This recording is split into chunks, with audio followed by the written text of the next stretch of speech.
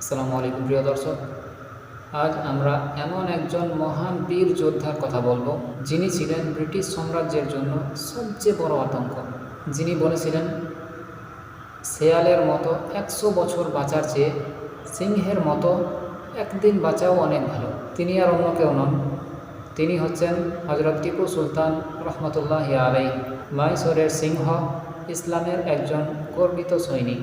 টিপু সুলতান জন্মগ্রহণ করেন 20 নভেম্বর 1750 খ্রিস্টাব্দে বর্তমান কর্ণাটকের দেবানহল্লি নামক স্থানে। তিনার পিতা ছিলেন নওয়াব হায়দার আলী, মাইসোরের একজন অসাধারণ শাসক এবং যোদ্ধা। তিনার মাতা ছিলেন ফাতেমা ফখরুন্নিসা, একজন ধার্মিক এবং সুশিক্ষিত নারী। শৈশব থেকেই টিপু সুলতান ইসলামী শিক্ষা, কোরআন, ফিকাহ এবং একই সাথে যুদ্ধবিদ্যা, ঘোড়সাওয়ারি এবং তরবারি চালনা শিখতে থাকেন।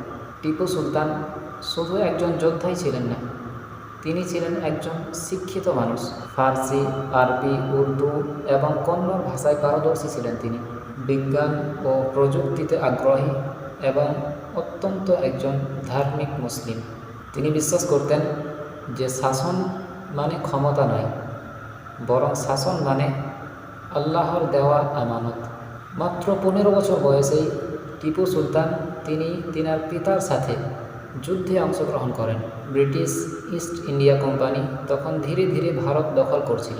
হায়দার আলী এবং টিপু সুলতান এই ব্রিটিশ শাসনের বিরুদ্ধে দৃঢ় প্রতিরোধ গড়ে তোলেন। 1767 প্রথম অ্যাংলো মাইসোর যুদ্ধ। টিপু সুলতান রহমতুল্লাহি আলাইহি তরুণ বয়সেই ব্রিটিশ সেনাকে ভয়াবহভাবে পরাজিত করেন। এই ঘটনার পর ব্রিটিশরা বুঝে যায় যে এই যুবক ভবিষ্যতে আমাদের জন্য ভয়ঙ্কর রূপ নেবে। 1780 দ্বিতীয় অ্যাংলো মাইসোর যুদ্ধ।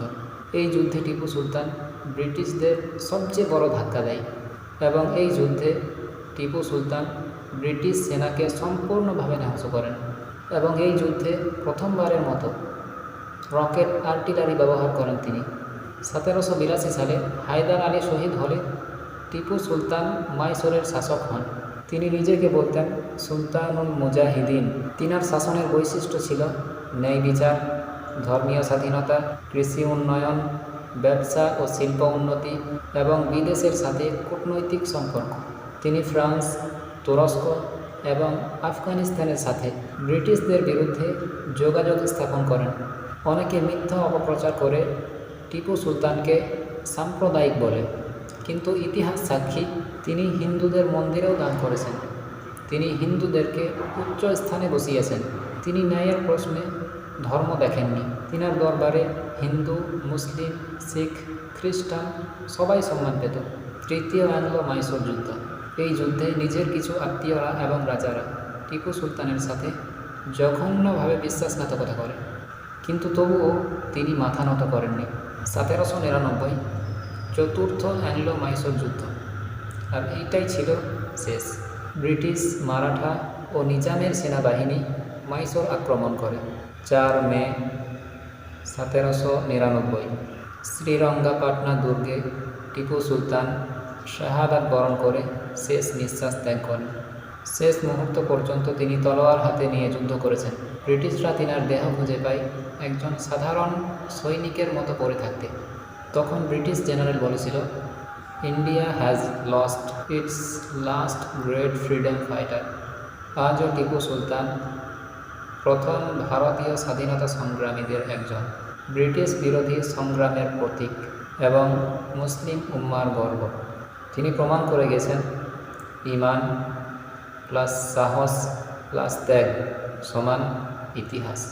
হযরত টিপু সুলতান রহমতুল্লাহি আলাইহি আমাদেরকে শিখিয়েছেন অন্যায়ের সামনে, জুলুমের সামনে মাথা নত নয়, প্রয়োজনে শাহাদাত। ভিডিওটি যদি ভালো লাগে অবশ্যই লাইক, শেয়ার এবং সাবস্ক্রাইব করে রাখবেন এবং নিজের মতামত অবশ্যই কমেন্টে জানাবেন।